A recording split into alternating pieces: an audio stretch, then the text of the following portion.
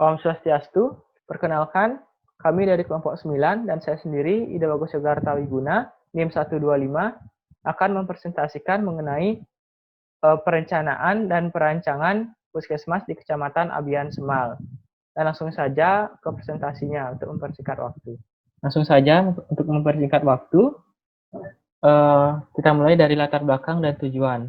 Latar belakangnya sendiri, jika diperhatikan, tidak banyak puskesmas yang dapat memberikan kesadaran langsung akan kemampuan hidup sehat itu sendiri, di mana hidup sehat tersebut utamanya berasal dari bagaimana kita dapat menjaga dan merawat lingkungan sekitarnya. Maka dari itu, dirasanya penting untuk merancang puskesmas yang dapat menstimulus para sivitas maupun masyarakat sekitarnya sadar akan kesehatan yang berasal dari lingkungan kita sendiri, seperti lokasi wilayah yang dirasa perlu dan memiliki potensi untuk dibangunnya puskesmas tambahan, yaitu pada Kecamatan Abian Semal. Jika dilihat dari potensi alamnya yang masih tergolong asing, ini dapat dilihat dari jumlah penduduk yang masih banyak bergerak di bidang pertanian, yaitu sebanyak 23.475, itu menurut BPS Kabupaten Badung. Baik, tujuannya yakni diharapkan masyarakat dapat memiliki kesadaran akan kesehatan melalui lingkungannya sendiri dengan melalui keterikatan antara puskesmas yang akan dibangun di wilayahnya sendiri yang dapat menjangkau fasilitas maupun layanan bagi penduduk di sekitarnya agar dapat secara tidak langsung menjaga sekaligus melestarikan baik potensi lingkungan Abian Semal sendiri yang tergolong indah dan dari budaya maupun aspek arsitektur yang telah berkembang di daerahnya. Ya, baik, dilanjutkan dari fungsi rancangan. Dalam Kepmenkes RI nomor 128 tahun 2004 menyatakan bahwa fungsi puskesmas dibagi menjadi 3, yaitu pusat penggerak pembangunan berwawasan kesehatan, pusat pemberdayaan kesehatan, dan yang ketiga, upaya kesehatan primer. Untuk mempersingkat waktu, langsung saja, ini merupakan kajian pustaka di mana ada 5 konsep mendasar ekowisata yang kami terapkan, yaitu ada 2, yakni prinsip konservasi dan prinsip pendidikan. Ini merupakan standar dan regulasi setempatnya. Untuk mempersingkat waktu, ini merupakan menurut Permenkes RI nomor 75 tahun 2014. Ditetapkan tata ruang bangunan puskesmas sebagai berikut. Yakni KDB-nya 60%, maksimal ketinggian bangunan 3 lantai, KDH minimalnya 15%, dan menggunakan GSB dan GSP pada bangunan, dan aksesibilitas penyandang cacat. Ini masih dari standar regulasi setempatnya, di mana terdapat 20 pada puskesmas rawat inap dan tambahan ruang untuk rawat inap, yakni ruang tindakan, ruang gawat darurat, ruang rawat inap, ruang cuci linen. Di mana pada puskesmas yang kami akan rancang, yakni puskesmas rawat inap. Lanjut, dan ini merupakan kajian pustaka, yakni preseden, di mana preseden kami ambil dari puskesmas Kebon Jeruk dan puskesmas Abian Semal 2.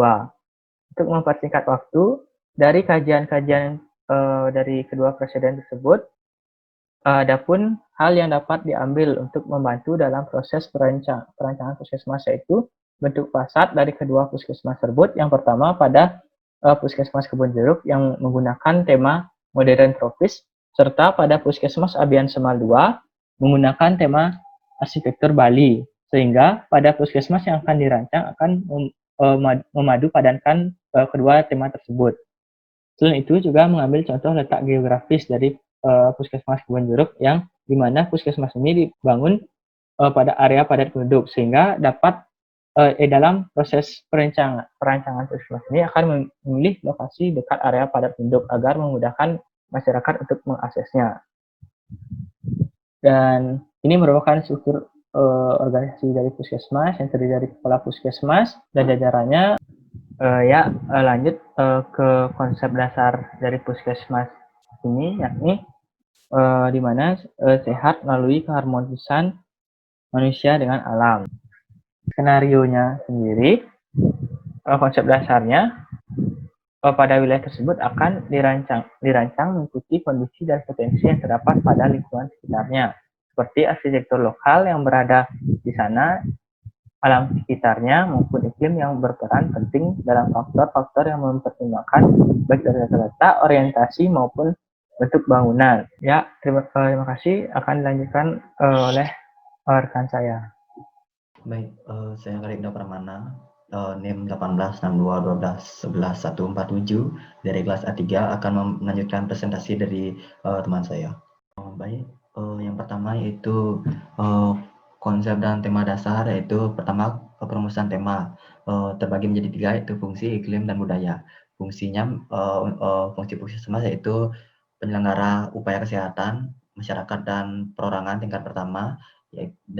Yang kedua yaitu iklim, pada area set memiliki iklim tropis, serta budaya karena budaya Bali sangat kental. Budaya tersebutlah yang menarik wisatawan untuk berkunjung ke Bali. Dari perumusan tema tersebut kita menarik kesimpulan tema yang kita ambil yaitu tropis kontemporer, yang mana tropis kontemporer merupakan pergabungan dua tema, yaitu dengan memaksimalkan iklim di sekitar set serta memadukan budaya sekitar dengan bentuk dan tampilan. Ciri-ciri bangunan tropis memiliki bukaan yang lebar, penggunaan material alami, serta adanya perstek. Ciri-ciri bangunan kontemporer yaitu menciptakan hubungan keselarasan, memiliki ruang-ruang yang nyatu dan terbuka, pencahayaan alami, serta bukaan yang besar. Dari tema tersebut, kita akan mengaplikasikan tema yang sudah kami pilih ke bangunan, yaitu sinar matahari akan dimaksimalkan dengan bukaan yang banyak serta pemilihan material untuk merespon iklim sekitar. Bab 4, program fungsional, di mana pada tabel program fungsional terdapat sivitas, kebutuhan ruang, dan jenis ruang, dan juga aktivitas. Di sivitas tersebut akan menghasilkan aktivitas, di aktivitas akan menghasilkan kebutuhan ruang yang akan digunakan, serta ruang-ruang tersebut akan menghasilkan jenis ruang seperti servis, jenis ruang utama, dan juga jenis ruang penunjang. Ini merupakan program fungsional. Yang pertama, kepala puskesmas, kepala tata usaha, staf loket pendaftaran, bendahara, staf rekam medik, staf apotek dan farmasi, kepala laboratorium, dokter poli umum, poli anak, poli gigi dan mulut, poli KB, poli gizi, pasien non rawat inap, pasien rawat inap, cleaning service, juru masak, dan satpam. Oke, saya lanjut ke bab 4.2, yaitu program performansi, yang mana di tabel program performansi ini kita lihat dari terdapat jenis ruang, sifat ruang, pencahayaan terbagi menjadi 2, alami dan buatan, penghawaan terbagi menjadi 2 juga, alami dan buatan, kedekatan ruang, material yang akan digunakan pada ruangan tersebut, dan juga tinggi ruangan. Nah, di program performansi ini kita klasifikasikan pencahayaan tersebut semakin terang dari pencahayaan buatan tersebut, maka akan berpengaruh kepada kinerja dari ruangan tersebut. Sebagai contoh, pada ruang unit gawat darurat ini kita menggunakan 4 buah lampu dengan kapasitas 350 lux, yang mana keterangan terang lampu tersebut akan berpengaruh kepada kinerja ruangan tersebut. Lanjut ke penghawaan, di mana kita pada ruang-ruang kerja tersebut kita lebih dominan menggunakan AC split dengan jenis total kapasitas yang menyesuaikan dengan luasan ruang. Dan juga material, kita menggunakan material lantai menyesuaikan juga dengan ruangan, karena setiap ruang kerja kita menggunakan lantai yang berukuran besar. Kenapa menggunakan lantai yang berukuran besar? Karena setiap lantai yang berukuran besar akan minim terdapat celah nat yang akan bisa menjadi sarang untuk bakteri-bakteri yang bersarang di sana. Hal tersebut bisa mengganggu tingkat kesterilan dari ruangan tersebut. Ini merupakan program performansi mulai dari awal di ruang kepala puskesmas, ruang administrasi kantor, ruang pendaftaran rekam medik, ruang farmasi, ruang pengobatan umum, ruang KB, ruang anak, ruang gigi dan mulut, ruang promosi kesehatan atau konsultasi gizi, ruang unit gawat darurat atau UGD, ruang pasca persalinan, ruang tindakan, ruang sterilisasi, ruang tunggu, ruang ASI, ruang cuci linen, ruang laboratorium, ruang pengadaan makanan, ruang bersalin, ruang kantor karyawan, serta ruang rapat. Sekian dari saya, akan dilanjutkan oleh teman saya. Perkenalkan, nama saya Iputu Trisna Adikusuma NIM 131. Selanjutnya, program arsitektural. Segi total luasan ruangan di luar parkir dan Padmosano 536 meter persegi. Tambahan sirkulasi ruang-ruang transisi 170 meter persegi. Total keseluruhan 706 meter persegi. Total luas parkir dan Padmosano 268 meter persegi.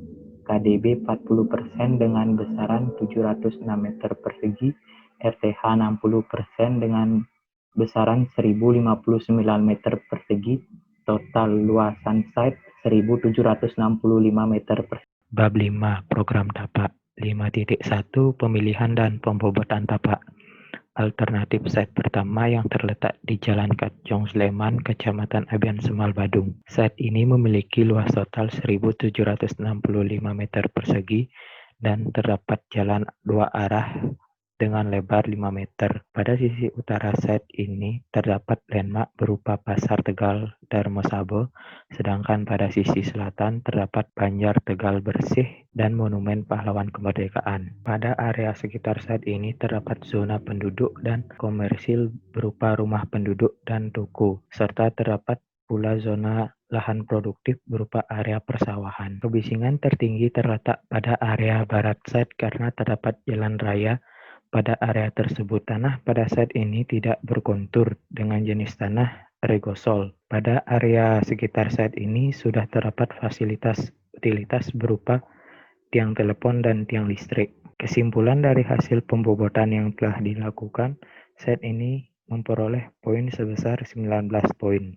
Selanjutnya, alternatif site kedua yang terletak di Jalan Raya Darmosabo, Kecamatan Abian Semal, Kabupaten Badung. Site ini memiliki luas 1765 meter persegi. Pada area sekitar site ini terdapat zona permukiman dan komersil berupa rumah penduduk dan pertokoan, serta terdapat zona hijau berupa area persawahan. Di sebelah barat site ini terdapat jalan raya dua arah dengan lebar 8 meter. Site ini terletak di iklim tropis. Kebisingan dominan terjadi pada area barat site karena terdapat jalan raya. Angin pada site ini bertiup paling kencang dari arah timur. View positif dari site ini terletak di sebelah timur karena terdapat area persawahan. Pada site ini terdapat jalur utilitas berupa selokan dengan lebar 1 meter, serta tersedia pula beberapa titik tiang telepon dan tiang listrik. Jenis tanah pada site ini adalah tanah sawah dengan tekstur liat halus. Pada arah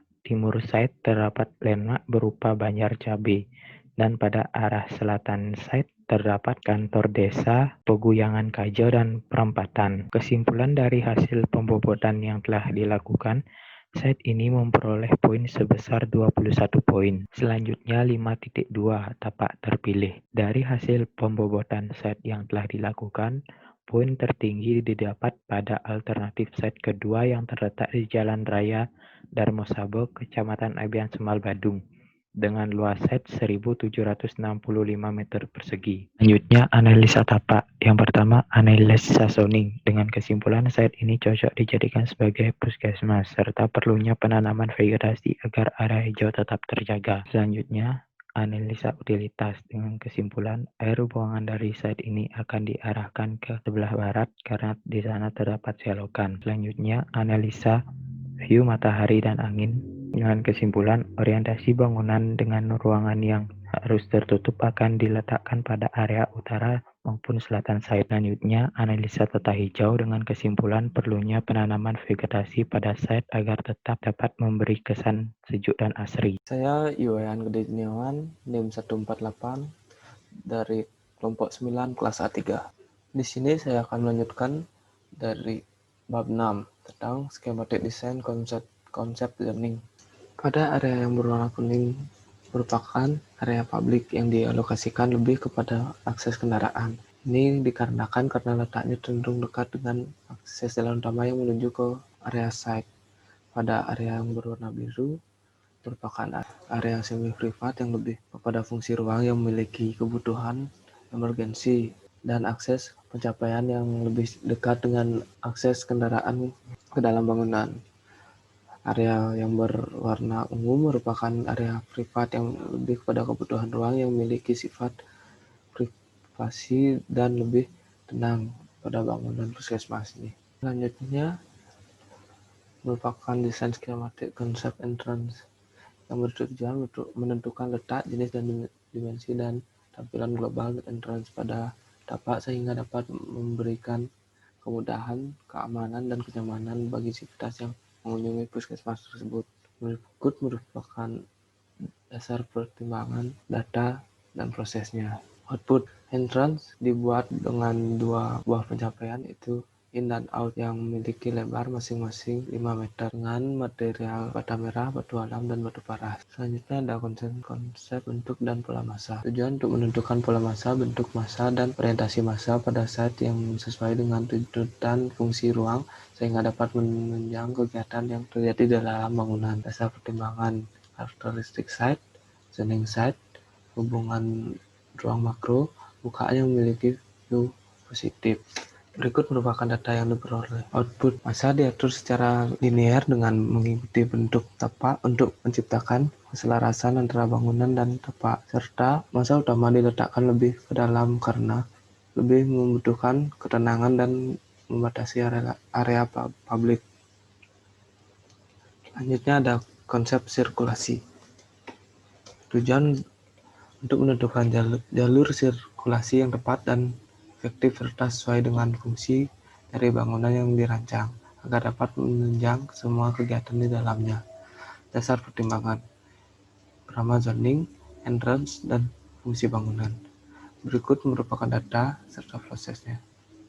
Berikut merupakan outputnya.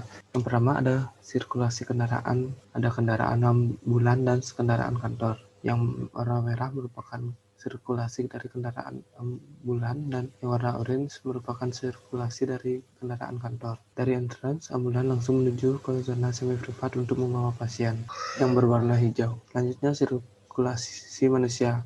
Ada pengunjung, ada pasien, dan ada pegawai. Berikut merupakan konsep ruang luar yang bertujuan untuk menentukan hardscape dan sourdscape yang tepat. Berikut merupakan hardscape dan sourdscape yang diperoleh menggunakan tanaman lili yang berfungsi menyerap asap rokok. Selanjutnya ada penggunaan tanam ketapang yang berfungsi sebagai peneduh sekaligus penghalang suara bising. Hardscape-nya menggunakan semen ekspos sebagai jalan pada area outdoor puskesmas dan juga penggunaan grass block pada area parkir agar air dengan mudah diserap ke tanah. Peletakannya bisa dilihat sebagai berikut. Perkenalkan, nama saya Iwayan Kodar Setiawan, NIM 186 112-124. Desain skematik konsep tampilan fasad. Pada bagian kepala, bangunan ini menggunakan atap dengan sudut kemiringan tertentu. Pada bagian badan, bangunan ini menggunakan bukaan untuk memanfaatkan pencahayaan dan penghawaan alami. Pada bagian kaki, bangunan ini menggunakan ram dan tangga sebagai sirkulasi vertikal. Desain skematik konsep ruang dalam. Pada desain skematik ini mendapatkan output sebagai berikut. Lantai menggunakan lantai yang berukuran kecil untuk meminimalisir adanya nak. Pada bagian dinding menggunakan warna cat yang bersih agar ruang nampak steril. Plafon menggunakan material gypsum dan furniture menggunakan material HPL yang dominan. Desain skematik konsep struktur menghasilkan output sebagai berikut. Substruktur menggunakan fondasi telapak dan menerus. Superstruktur, kolom dan balok menggunakan material beton berulang. Superstruktur, pemilihan superstruktur menyesuaikan dengan bentuk atapnya sendiri. Desain skematik konsep utilitas. Pada desain skematik konsep utilitas ini menghasilkan output sebagai berikut. Pencahayaan alami pada bangunan puskesmas memaksimalkan bukaan pada setiap titik ruang, seperti jendela dan ventilasi.